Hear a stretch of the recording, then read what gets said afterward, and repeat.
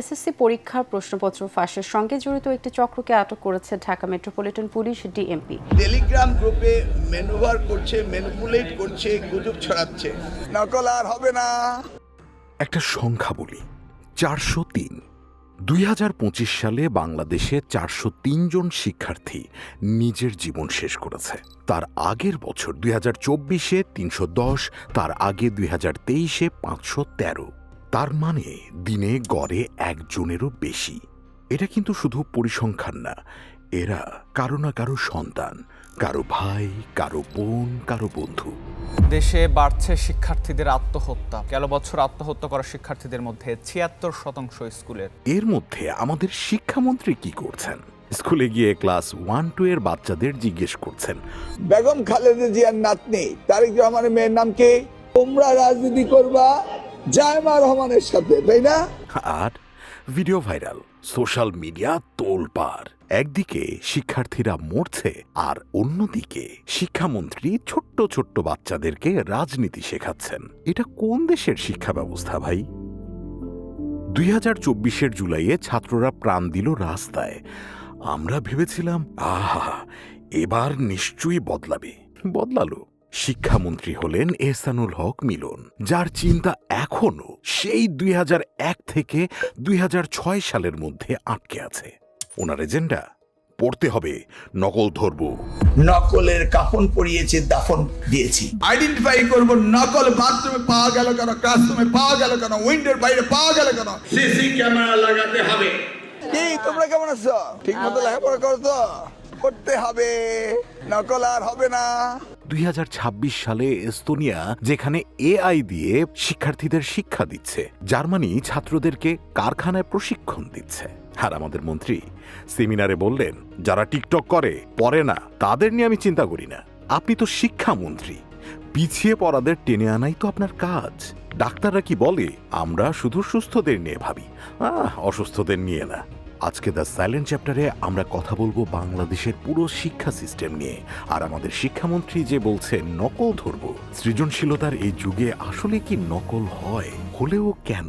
চলুন উত্তর জানার চেষ্টা করি। Levi's maths teacher, Una Arnes, speaks 5 languages and has postgraduate qualifications.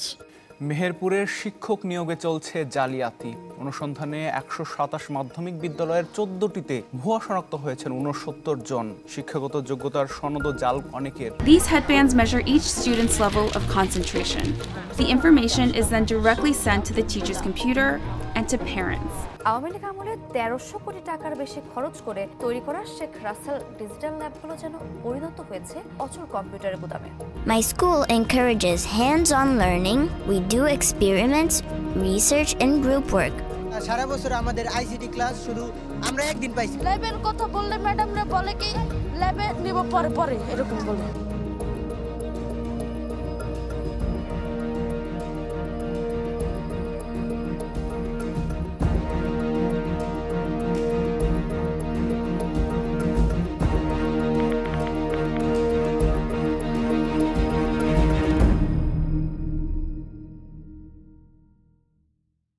বাংলাদেশের শিক্ষা ব্যবস্থা বুঝতে হলে আগে শিকড়টা দেখতে হবে। ব্রিটিশ আমলে শিক্ষার উদ্দেশ্য ছিল কেরানি তৈরি করা, আর 1835 সালে লর্ড ম্যাকলের মিনিট অন এডুকেশনে সিদ্ধান্ত হলো এমন একটা শ্রেণী তৈরি করতে হবে যারা রক্তে ভারতীয় কিন্তু মাথায় ইংরেজ। 1974 সালে কুদরতি খুদা কমিশন সুন্দর একটা রিপোর্ট দিয়েছিল যে বিজ্ঞান ভিত্তিক মুখস্থ বিদ্যামুক্ত সবার জন্য সমান শিক্ষা, কিন্তু সেটা বাস্তবায়ন হয়নি। এরপরও কমিশনের পর কমিশন এসেছে। শামসুল হক 1997, মনিরুজ্জামান মিয়া 2003, কবির চৌধুরী 2010। প্রত্যেকটাই সুপারিশ দিয়েছে, কিন্তু পূর্ণ বাস্তবায়ন কোনোটারই হয়নি। 2026-এ সরকারের 180 দিনের অ্যাকশন প্ল্যান এসেছে 36টি উদ্যোগ নিয়ে, বাজেট 4136 কোটি টাকা। কিন্তু শিক্ষাবিদরা বলছেন আগের কমিশনগুলোর ভাগ্য কি এটারও হবে? মূল কথা হলো আমাদের শিক্ষা এখনো ওই ঔপনিবেশিক কেরানি তৈরির মডেলের উপর দাঁড়িয়ে রয়েছে। বাংলাদেশের শিক্ষা ব্যবস্থার সমস্যা কিন্তু একটা বা দুটো না, এটা একটা জট পাকানো দড়ি। একটা টানলে আরো 5টা টাইট হয়ে যায়। চলুন এবার সেই জট পাকানো দড়ির মূল 5টা গিট দেখে আসি। প্রথম গিট, 2 মাথার সাপ। বাংলাদেশে শিক্ষা চালায় 2টো আলাদা মন্ত্রণালয়, শিক্ষা মন্ত্রণালয় আর প্রাথমিক ও গণশিক্ষা মন্ত্রণালয়। ক্লাস 5 পর্যন্ত একটা সংস্থা, ক্লাস 6 থেকে আরেকটা। ফলে কি হয়, প্রাথমিকে যা পড়ানো হয় মাধ্যমিকে গিয়ে সেটার কোনো ধারাবাহিকতা থাকে না। একটা বাচ্চা ক্লাস 5-এ একরকম কারিকুলামে পড়ে, 6-এ গিয়ে দেখে আরেকটা দুনিয়া। দুটো মন্ত্রণালয়ের বাজেট আলাদা, পরিকল্পনা আলাদা, ভিশনও আলাদা। পৃথিবীর কোনো সফল দেশে এরকম ভাঙা সিস্টেম নেই। দ্বিতীয় গিট, ভুতুরে শিক্ষকের চেয়ার। হাজার হাজার পদ খালি।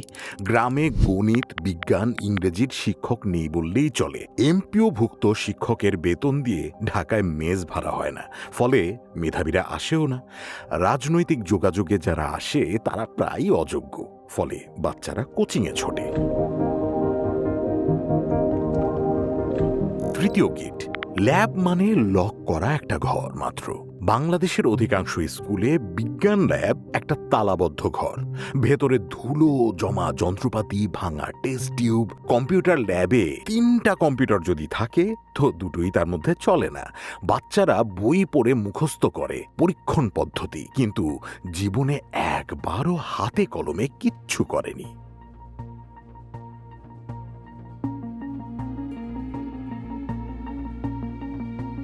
চতুর্থ গিটে আসি এখন। পরীক্ষা ফাঁস মহামারী। প্রতিটা এসএসসি এইচএসসির আগে প্রশ্ন ঘরে হোয়াটসঅ্যাপে, টেলিগ্রামে আর ফেসবুকে।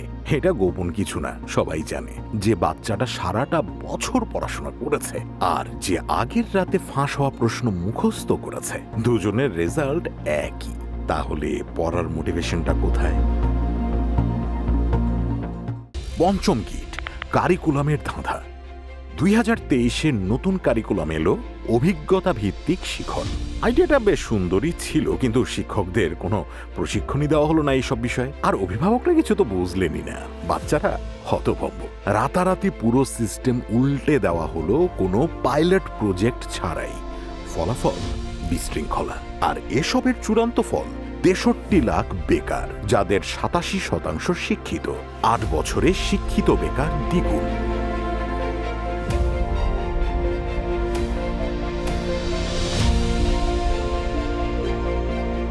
কলেজ গ্র্যাজুয়েটদের বেকারত্ব 2010-এ ছিল 5%, 2024-এ সেটা 14%।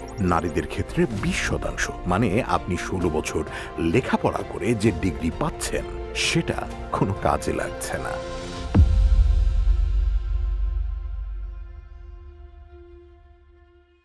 আসুন একটু এবার বাইরের দিকে তাকাই।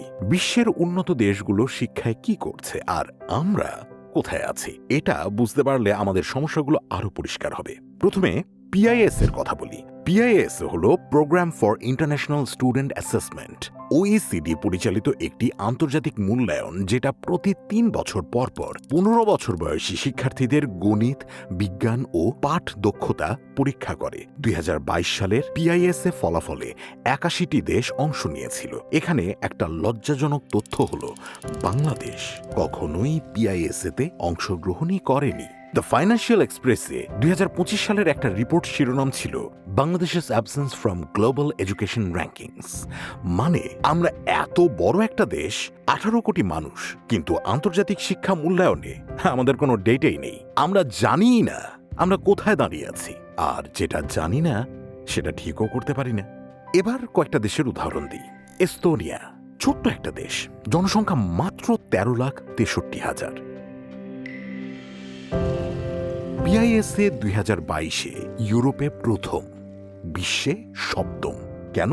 কারণ তারা শিক্ষায় ডিজিটালাইজেশন করেছে সত্যিকার ভাবে। এখন শতভাগ স্কুল ই-কুল, স্টুডিয়াম, ডিজিটাল প্ল্যাটফর্মের গ্রেড, অ্যাসাইনমেন্ট, শিখন অগ্রগতি সব রিয়েল টাইমে ট্র্যাক হয়। প্রতিটা নাগরিকের ডিজিটাল আইডি আছে। 90-এর দশকে টাইগার লিপ দিয়ে সব স্কুলে ইন্টারনেট, এখন এআই লিপ চালু, ওপেন এআই ও অ্যান্থ্রোপিকের সাথে। শিক্ষকের ন্যূনতম বেতন প্রায় 2.5 লাখ টাকা। মানে একটা 13 লাখের দেশ পারল, আর আমরা 18 কোটি নিয়ে কেন পারছি না? কানাডা পিআইএসএতে বিশ্বে অষ্টম, কিন্তু সংখ্যার চেয়ে বড় কথা হলো কানাডার শিক্ষায় সমতা। পিআইএসএ নিজেই বলছে যে কানাডায় অভিবাসী ছাত্ররা স্থানীয় ছাত্রদের সমান বা কোনো কোনো ক্ষেত্রে তাদের চেয়ে ভালো করছে। ধনী, গরিব, প্রতিবন্ধী, অভিবাসী সবার জন্য একই মানের শিক্ষা। এটা শুধু কথা না, পিআইএসএ ডেটায় প্রমাণিত। শিক্ষক নিয়োগের রাজনীতি অন্টারিওতে 2022 সালে রেগুলেশন 274 বাতিল করে যোগ্যতা ভিত্তিক নিয়োগ চালু করা হয়েছে। আর বেতন, একজন শিক্ষকের গড় বার্ষিক বেতন 60 থেকে 70 হাজার কানাডিয়ান ডলার। আর আমাদের তো পিআইএসএতে ডাটাই নেই, তুলনা করার তাই সুযোগটাও নেই।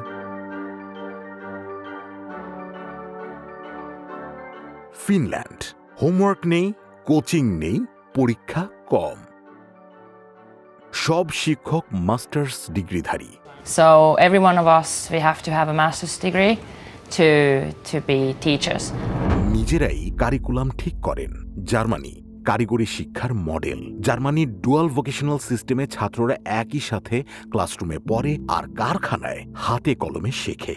ফলাফল, ইউরোপের গড় যুব বেকারত্ব 15%, সেখানে জার্মানিতে মাত্র 6.4%। আর যারা বলেন এসব কি আসলেই সম্ভব, একটু পাশের দেশ নেপালের দিকে তাকান না ভাই। বালেন শাহ, বয়স 35, পেশায় ইঞ্জিনিয়ার, আগে র্যাপার ছিলেন। মার্চ 2026-এ নেপালের প্রধানমন্ত্রী হলেন। প্রথম মন্ত্রিসভা বৈঠকেই ঘোষণা করলেন 100 দফা সংস্কার এজেন্ডা। শিক্ষায় কি করলেন? 5ম শ্রেণী পর্যন্ত পরীক্ষা বাতিল, বিকল্প মূল্যায়ন চালু। বিশ্ববিদ্যালয়ে দলীয় ছাত্র রাজনীতি নিষিদ্ধ, 90 দিনে নির্দলীয় ছাত্র কাউন্সিল হবে। প্রাইভেট স্কুলে ফি লুটপাট বন্ধ, মাত্র 14টা ক্যাটাগরিতে ফি নেওয়া যাবে, বাকি সব অবৈধ। রিফান্ড বাধ্যতামূলক। বারবার লঙ্ঘনে লাইসেন্স বাতিল। সব প্রাইভেট স্কুলে 10% স্কলারশিপ বাধ্যতামূলক। নেপালের শিক্ষা বাজেট জিডিপির 3.7%, যা আমাদের দেশের বাজেটের বরাদ্দের দ্বিগুণেরও বেশি। এবার আপনি নিজেই পার্থক্যটা বুঝুন। একটা 35 বছরের বালেন শাহ ক্ষমতায় এসে 3 সপ্তাহে যা করেছেন, আমাদের সিস্টেম সেটা 50 বছরেও করতে পারেনি। প্রশ্ন হলো, ইচ্ছা শক্তি কি আছে আদতেই? আর যদি থাকেই, তাহলে আমরা পিছিয়ে কেন? কারণ আমরা শিক্ষায় জিডিপির মাত্র 1.53% খরচ করি। সিপিডি বলছে বাস্তবে সেটা 1.3% নেমে এসেছে। ইউনেস্কো বলে ন্যূনতম 4 থেকে 6% দরকার। এস্তোনিয়া, ফিনল্যান্ড, কানাডা সবাই 5 থেকে 6% খরচ করে, আর আমরা 1.5% করি না। এই একটা সংখ্যাই বলে দেয় আমরা শিক্ষাকে কতটুকু গুরুত্ব দেই।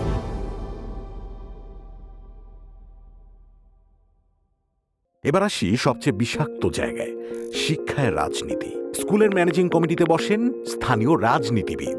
শিক্ষক নিয়োগে লাগে দলীয় সুপারিশ। পাঠ্য বইয়ের বিষয়বস্তু ঠিক করেন শিক্ষাবিদরা না, রাজনীতিবিদরা। পুরো সিস্টেমটাই তো রাজনীতির জিম্মি। এখন দেখি বর্তমান শিক্ষামন্ত্রী এহসানুল হক মিলনের কিছু কর্মকাণ্ড, কারণ এগুলো শুধু একজন মন্ত্রীর না, পুরো সিস্টেমের একটা প্রতিচ্ছবি। নিয়োগে আনুগত্য। এই মাসে 16 এপ্রিল 2026-এ মাউশির মহাপরিচালক পদে বসলেন স্বয়ং মন্ত্রীর পিএস অধ্যাপক সোহেল, যিনি 2001 থেকে 6 সালেও একই মিলন সাহেবের এপিএস ছিলেন। এটা যোগ্যতা না আনুগত্যের পুরস্কার? আপনারাই বলুন। Helicopter show. মজা করে সোশ্যাল মিডিয়ায় আমাদের মন্ত্রী সাহেবকে অনেকেই হেলিকপ্টার মিলন বলেন। 2001 থেকে 6 সালের মধ্যে হেলিকপ্টারে পরীক্ষা কেন্দ্র পরিদর্শন করতেন। সেই ভিডিও এখন টিকটকে ভাইরাল। দেখতে বেশ ভালোই লাগে, কিন্তু হেলিকপ্টার দিয়ে কি প্রশ্নপত্র ফাঁস বন্ধ হয়? ডিজিটাল প্রশ্ন ব্যাংক, কেন্দ্রভিত্তিক আলাদা প্রশ্ন সেট, কম্পিউটারাইজড পরীক্ষা, এগুলো আনতে হেলিকপ্টারের দরকারই কিন্তু পড়তো না। ক্লাসরুমে রাজনীতি সবচেয়ে আলোচিত ঘটনা। একটা ভিডিও ভাইরাল হয়েছে যেখানে মন্ত্রী স্কুলে গিয়ে ছোট্ট ছোট্ট বাচ্চাদেরকে জিজ্ঞাসা করছেন, বিএনপি নেত্রী সাবেক প্রধানমন্ত্রী বেগম খালেদা জিয়ার নাতনির নামটা কি? বেগম খালেদা জিয়ার নাতনি তারেক রহমানের মেয়ের নাম কি? তোমরা রাজনীতি করবা জায়মা রহমানের সাথে, তাই না? ছোট্ট বাচ্চাদের সাথে রাজনৈতিক ব্যক্তিত্ব নিয়ে আলাপ করছেন, ভবিষ্যৎ রাজনৈতিক ভূমিকা নিয়ে কথা বলছেন। দ্য বিজনেস স্ট্যান্ডার্ড রিপোর্ট করেছে এই ভিডিওর কথা। সোশ্যাল মিডিয়ায় তুমুল সমালোচনা হয়েছে। পরে মন্ত্রী অবশ্য জবাব দিয়েছেন এটা জাতীয় নির্বাচনের আগে বক্তব্য। কিন্তু প্রশ্ন রয়েই গেছে, একজন শিক্ষামন্ত্রী প্রাইমারি স্কুলে গিয়ে বাচ্চাদের পড়াশোনা নিয়ে কোনো প্রশ্ন বা কথা না বলে রাজনীতি নিয়ে কথা বলছেন, এটা কোন সিগন্যাল দেয়? সমালোচনায় পাল্টা আক্রমণ। ঢাকা বিশ্ববিদ্যালয়ের শিক্ষকরা মিনিস্টার ফেইলিয়ার পোস্ট করলে মন্ত্রী বলেছেন শিক্ষকরা এখন মন্ত্রীর খাতা চেক করছেন। এখন শিক্ষকরা মন্ত্রীদের খাতা দেখা শুরু করে দিয়েছে। ঢাকা বিশ্ববিদ্যালয়ের স্বনামধন্য শিক্ষকরা নিজের বিশ্ববিদ্যালয়ে খবর না রেখে আমার নামে পোস্ট করেন মন্ত্রী ব্যর্থ। এই ভাষা শিক্ষক মন্ত্রণালয়ের সম্পর্ককে আরো তিক্ত করে। নকলের কাফন পরিয়েছে, দাফন দিয়েছি। আইডেন্টিফাই করব নকল বাথরুমে পাওয়া গেল কেন, ক্লাসরুমে পাওয়া গেল কেন, উইন্ডোর বাইরে পাওয়া গেল কেন। সিসি ক্যামেরা লাগাতে হবে। কি তোমরা কেমন আছো? ঠিক মতো লেখাপড়া করো তো? করতে হবে, নকল আর হবে না। নকল ধরব, কিন্তু এটা কি আসল সমস্যা আদতেই? মন্ত্রীর এজেন্ডা শুনলে মনে হবে বাংলাদেশের শিক্ষার সবচেয়ে বড় সমস্যা এখনো সেই নকল। তিনি হয়তো এখনো সেই 2006 সাল মনে করছেন, কিন্তু এখন যে 2026 সাল চলে, 2026-এ এসে এস্তোনিয়া এআই দিয়ে পড়াচ্ছে তাদের দেশের ছাত্রদেরকে, জার্মানি ছাত্রদের কারখানা নিয়ে প্রশিক্ষণ দিচ্ছে, আর আমাদের মন্ত্রী বলছে নকল ধরব। কিন্তু একটু চিন্তা করে দেখুন তো, বাংলাদেশে 2008 থেকে সৃজনশীল প্রশ্ন পদ্ধতি চালু। সৃজনশীল মানে আপনি একটা উদ্দীপক পড়বেন, সেটা বিশ্লেষণ করবেন, নিজের ভাষায় উত্তর লিখবেন। এটা তো মুখস্থবিদ্যা না। এখানে নকল করবেন কিভাবে আপনি? পাশের জনের খাতা দেখে কি সৃজনশীল উত্তর দেওয়া সম্ভব নাকি? প্রতিটা ছাত্রের বিশ্লেষণ তো আলাদা আলাদা হওয়ার কথা। তাহলে আসল সমস্যাটা কোথায়? আসল সমস্যা হলো সৃজনশীল পদ্ধতি চালু হয়েছে ঠিকই, কিন্তু শিক্ষকরা নিজেরাই এটা ঠিকমতো বোঝেন না। সরকারি জরিপই বলছে 38% মাধ্যমিক ও উচ্চ মাধ্যমিক শিক্ষক সৃজনশীল প্রশ্ন তৈরিই করতে পারেন না। 55% শিক্ষকের কোনো প্রশিক্ষণই পাননি। যারা পেয়েছেন তাদের অনেকে মাত্র 3 দিনের ট্রেনিং পেয়েছেন। 3 দিনে কি একটা পুরো পরীক্ষা পদ্ধতি শেখা যায়? আপনারাই বলুন। 23% শিক্ষক অন্য স্কুল থেকে প্রশ্ন ধার করেন, 15% বাইরে থেকে কেনেন, মানে গাইড বই থেকে। তাহলে ছাত্র নকল করছে না, ছাত্র আসলে বেরিয়ে যেতে চাইছে এমন একটা সিস্টেম থেকে যেখানে শিক্ষকই প্রশ্ন বানাতে পারেন না, স্কুলে ঠিকমতো পড়ানো হয় না, আর পরীক্ষার প্রশ্ন কখনো কখনো গাইড বই থেকে সরাসরি তুলে দেয়া হয়। এটা শিক্ষার্থীর ব্যর্থতা না, এটা সিস্টেমের ব্যর্থতা। মন্ত্রী মহোদয় কোচিং বন্ধের ঘোষণা দিয়েছেন, শুনতে কিন্তু এটা বেশ ভালোই লাগে। কোচিং সেন্টার আগামী দিনে আস্তে আস্তে 100% বন্ধ হতে হবে। কিন্তু একটু ইতিহাসটা ঘেঁটে দেখুন যে 2009 সাল থেকে প্রতিটা শিক্ষামন্ত্রী এই কোচিং বন্ধের নির্দেশ দিয়েছেন। যেখানে কোচিংটা বাণিজ্য এবং আসলে শিক্ষায় সহায়তার জন্য নয়, আর সেখানে তো অবশ্যই সেটি বন্ধ হওয়া উচিত। এখানে এখন প্রশ্ন আসে, কোচিং কেন চলে? কারণ স্কুলে পড়াশোনাই তো হয় না ঠিক মতো। ফাইন্যান্সিয়াল এক্সপ্রেস বলছে সরকারি মাধ্যমিক স্কুলে শিক্ষক শিক্ষার্থী অনুপাত 1:103 পর্যন্ত গড়ায়। গড়ে 70 থেকে 100 জন ছাত্র একটা ক্লাসে, শিক্ষক মাত্র একজন, সময় 40 মিনিট। এখানে কি শেখানো সম্ভব? ইউনেস্কোর সুপারিশ 1:30।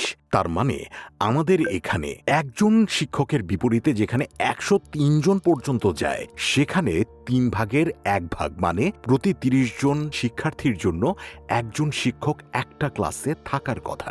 তাই এখন চিন্তা করে দেখুন যে কোচিং বন্ধ করে কি হবে। যতদিন স্কুলে শিক্ষক নেই, ক্লাসে 80 জন করে বসে বা তারও বেশি, ল্যাবে তো ঢোকাই যায় না, ততদিন অভিভাবক বাচ্চাকে কোচিংয়ে পাঠাবেনি। কোচিং হলো রোগের লক্ষণ। কোচিং নিজে রোগ না, রোগ হলো স্কুলের মান। টিবিএস নিউজের হিসাবে শুধু অ্যাডমিশন কোচিং ইন্ডাস্ট্রি 1400 কোটি টাকা।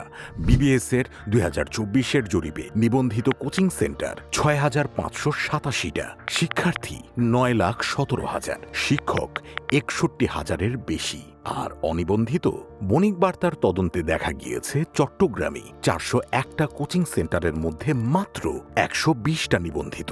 ইউজিসি নিজেই 16টা বেসরকারি বিশ্ববিদ্যালয়ের বিরুদ্ধে ব্যবস্থা নিচ্ছে। অভিযোগ, প্রতিষ্ঠানের টাকা চুরি আর সার্টিফিকেট বেচাকেনা। 2.5 লাখ দিয়ে ভুয়া পিএইচডি, ক্লাস নেই, মান নেই, সার্টিফিকেট ছাপানোর মেশিন চলছে। ফলে একজন মেধাবীর ডিগ্রি আর টাকায় কেনা ডিগ্রি চাকরিদাতার টেবিলে দুটো একই কাগজ। আর যারা চাকরি পাচ্ছেন, শুরুর বেতন 15 থেকে 20,000, অথচ সিপিডির হিসাবে ঢাকায় 4 সদস্যের পরিবারের শুধু খাবারের খরচই মাসে প্রায় 23,000 টাকা।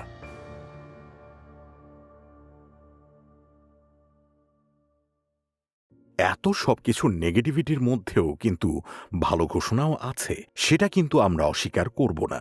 অবৈধ কোচিং বন্ধের নির্দেশ, ranking system, digitisation, hybrid classroom আর শিক্ষক প্রশিক্ষণের পরিকল্পনা কিন্তু বেশ ভালো। কিন্তু বাংলাদেশে ঘোষণা আর বাস্তবায়নের মাঝে যে একটা বিশাল মরুভূমি বিদ্যমান। চাকরির বাজারে দরকার programming, data analytics, digital marketing, কিন্তু বিশ্ববিদ্যালয়গুলো পড়াচ্ছে থিওরি। এই গ্যাপটাই স্কিল মিসম্যাচ। তাহলে আপনি আজকে থেকে কি করতে পারেন? ফ্রিল্যান্সিং।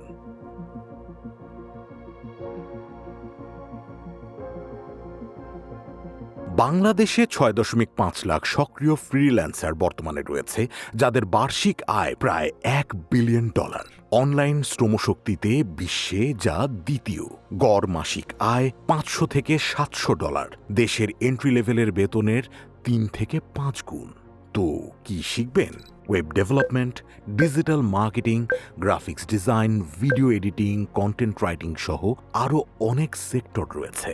আর প্ল্যাটফর্ম ফাইভার, আপওয়ার্ক, freelancer.com এবং সোশ্যাল মিডিয়ার বিভিন্ন প্রফেশনাল গ্রুপ। ডিজিটাল মার্কেটিংয়ে মাসে 35 থেকে 70 হাজার আর সিনিয়র লেভেলে 1.5 লাখ পর্যন্ত আয় করা সম্ভব।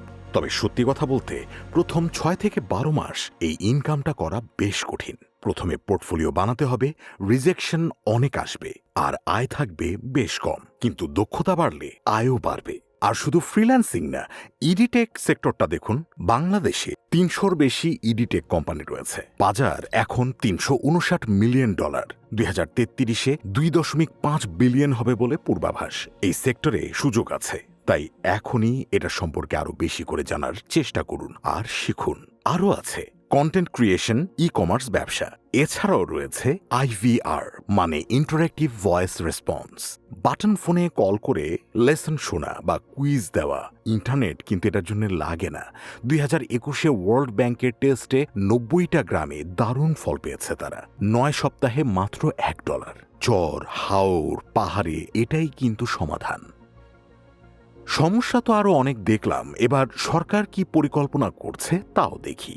সরকার সেই 180 দিনের প্ল্যানে edu ID, 50,000 tablet, 20,000 multimedia classroom, education টিভির কথা বলেছে। প্রধানমন্ত্রী শিক্ষা বাজেটে জিডিপির 5% নেওয়ার প্রতিশ্রুতি দিয়েছেন। NTRCA অটোমেটেড রিক্রুটমেন্ট চালু করেছে। 70,000 শিক্ষক নিয়োগ হবে। তৃতীয় ভাষা বাধ্যতামূলক। ক্লাস 4 থেকে শারীরিক মানসিক স্বাস্থ্য ও আর্ট বাধ্যতামূলক ঘোষণা করা হয়েছে। কিন্তু আবারও বলি, ঘোষণা আর বাস্তবায়ন এক জিনিস না। কি কি এখনো হয়নি? আঁচল ফাউন্ডেশন বলছে প্রতিটা স্কুলে কাউন্সিলর দরকার, সেটা প্ল্যানে নেই। প্রশ্ন ফাঁস বন্ধে ডিজিটাল প্রশ্ন ব্যাংক এখনো পাইলটই হয়নি। শিক্ষকদের 9th পে স্কেল দাবি চলছে, বাস্তবায়ন নেই। জার্মান ডুয়াল ভোকেশনাল মডেল নিয়ে কথা হচ্ছে, কিন্তু কাঠামোই তৈরি হয়নি। 2 মন্ত্রণালয় একীভূত করার কোনো পরিকল্পনাই নেই। এস্তোনিয়া 0 থেকে 30 বছরে PISA-তে ইউরোপে প্রথম হয়েছে। আমরাও কিন্তু পারি, কিন্তু দরকার প্রতিশ্রুতি না, বাস্তবায়ন। ট্যাবলেট দিয়ে না, কাঠামো বদলে। এই সিস্টেম পাল্টানোর দায়িত্ব শুধু সরকারের না। আপনি অভিভাবক হলে আজ থেকে শুধু জিপিএ জিজ্ঞাসা করা বন্ধ করুন। জিজ্ঞেস করুন আপনার বাচ্চা আজকে কি শিখেছে, কি ভাবছে, কেমন আছে। আপনি শিক্ষক হলে একটা বাচ্চার চোখে আগ্রহ জাগান, সেটাই সবচেয়ে বড় কাজ। আর আপনি ছাত্র হলে সার্টিফিকেটের পেছনে না ছুটে দক্ষতা তৈরি করুন। আর যদি আপনি খুব কষ্টে থাকেন আর মনে করেন আপনি খুব একা, কথা বলার চেষ্টা করুন পরিবার, বন্ধু বা জাতীয় মানসিক স্বাস্থ্য হটলাইনে কল করে। সাহায্য আছে। বেঁচে থাকাটাই সবচেয়ে বড় জয়। এই ভিডিওর নিচের কমেন্টে আপনার অভিজ্ঞতা লিখে আপনি এই সমস্যাগুলির মুখোমুখি কিভাবে হয়েছেন তা আমাদেরকে জানাবেন। আপনার সমাধানের আইডিয়া কোনো থাকলে সেটাও জানাবেন। আপনার একটা কমেন্ট হয়তো আরেকজনের জন্য অনুপ্রেরণা হতে পারে। And don't forget, behind every silence, there is a story.